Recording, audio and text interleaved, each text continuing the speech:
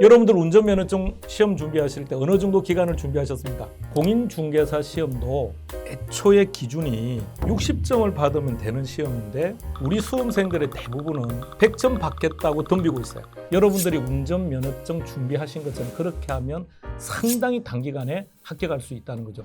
네, 해커스에서 민법을 담당하고 있는 민희열입니다. 이분은 부동산학 개론을 강의하는 강양구입니다. 오늘 우리가 이렇게 만나는 이유는 단기간에 이 시험을 어떻게 하면 합격할 수 있을까? 그 이야기를 우리가 서로 한번 나누어 보려고 합니다.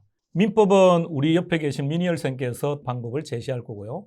개론은 강양구가 제시하는 방법대로 하시면 여러분들은 상당히 짧은 시간에 합격할 수 있을 겁니다.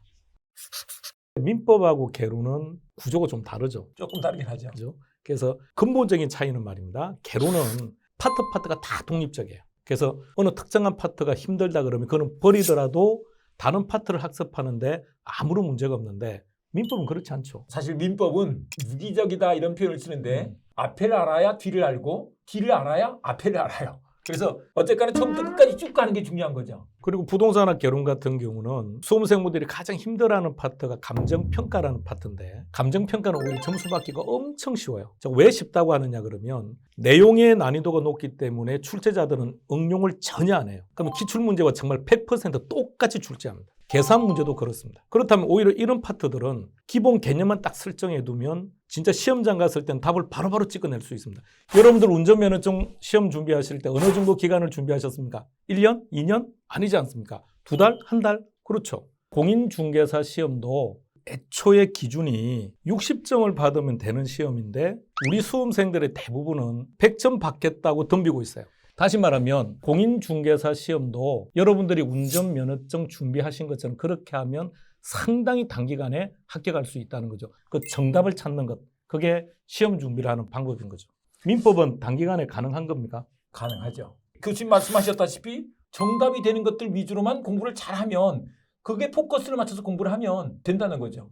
그래서 기출문제가 내비게이션이다 이런 얘기를 하는 거잖아요. 영어가 잘 안 되시는데요. 아 지금 발음을 다시 한번 교정. 해보시겠습니다.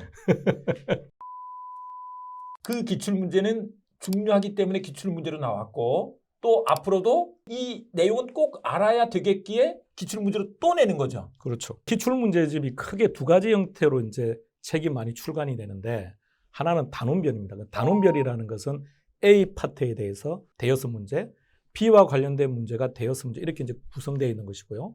회차별은 말 그대로 33의 기출문제 40문제 그리고 32의 기출되었던 40문제 이렇게 구성이 되는데 처음에 보실 때는 단원별로 보는 게 훨씬 더 효과적입니다. 그러니까 내가 지금 보는 게 전세 사기를 하고 있는 거예요. 그러면 전세 사기와 관련해서 기출되었던 문제를 5문제를 정리하다 보면 아 문제가 이렇게 나오는 거구나 파악하시겠죠. 그럼 이런 과정이 끝나고 31회 때 40문제를 풀어보면 아 나는 지금 어떤 파트가 강하고 어떤 파트가 약하구나를 파악하게 되고 회차별에서 틀린 문제는 단원별로 가면 돼요. 그럼 단원별로 가면 같은 문제가 대여섯 문제가 쭉 돼 있으니까 취약한 부분을 조금 더 반복해서 보면서 보완하면 훨씬 효과적인 학습 방법이 될 겁니다. 특히 회차별 기출문제 같은 경우는 시험 치는 전날까지 보는 게 좋아요.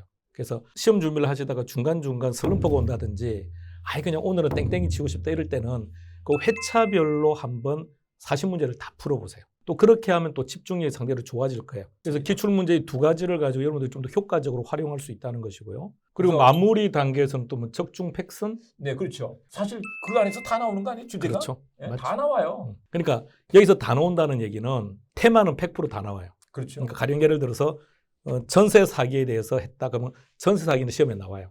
단지 그 전세 사기가 어떤 형태로 나오느냐는 것은 약간의 차이가 있을 수는 있으나 변형이 되죠. 그렇죠? 네. 그럼 이런 과정이 끝나고 시험 치러 가기 뭐 한 보름 전, 네. 일주일 전, 네. 요 시기에는 어떤 교재로 마무리하는 게 좋습니까? 제일 좋은 거 습복이나 아니면 체계도로 볼 수 있으면 그거 보면 되죠.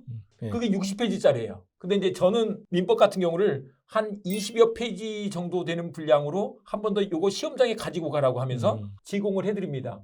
근데 의외로 또 합격하신 분들은 교수님 거기서 다 나왔던데요? 이렇게 얘기를 해주시더라고요. 아니, 그럴 수밖에 없죠. 가장 엑기스만 했을 그러니까, 테니까. 엑기스만. 근데 엑기스를 다시 한번 보는 게 되게 중요한 거잖아요. 600페이지, 700페이지를 100페이지 안에 함축시켜 놨을 때 가장 좋은 장점은 회독차가 많아질 수 있다는 거예요. 회독차가 많아지게 되면 자연스럽게 익숙해지고 익숙해지면 답을 찾을 가능성이 더 많아진다는 거죠. 이것이 시험 준비하는 방법이고 단기간에 합격하는 방법입니다. 이번에 종로에서 그런 얘기를 하더라고요. 종로 수강생이 모의고사를 봤는데 야간반에서 1, 2, 3등이 다 나왔대요. 맞아요.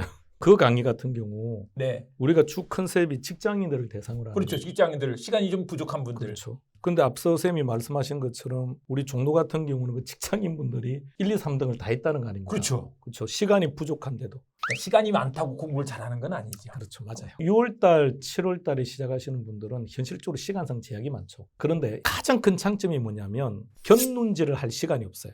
그러니까 앞만 보고 가는 거죠. 그래서 오히려 그분들의 합격률이 높다는 겁니다. 그렇습니다.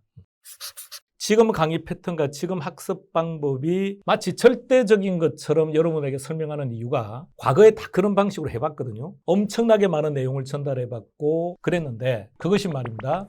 수험생분들에게 엄청난 부담만 안겨줬다는 결론입니다. 우리가 어떤 시험을 준비하든 시험을 준비하는 분들의 마음은 똑같아요. 나는 적게 시간을 투자하고 합격은 하고 싶다. 그런데 이것이 마치 불가능한 것처럼 해석할 필요는 전혀 없어요. 가능하다는 얘기입니다. 지금까지 여러분들에게 제안했던 방법이 상대적으로 적게 시간을 투자하고 합격하는 방법을 설명한 거니까 남은 시간 동안 여러분들이 이 방법대로만 진행한다면 올해 1차 시험은 충분히 가능합니다. 예.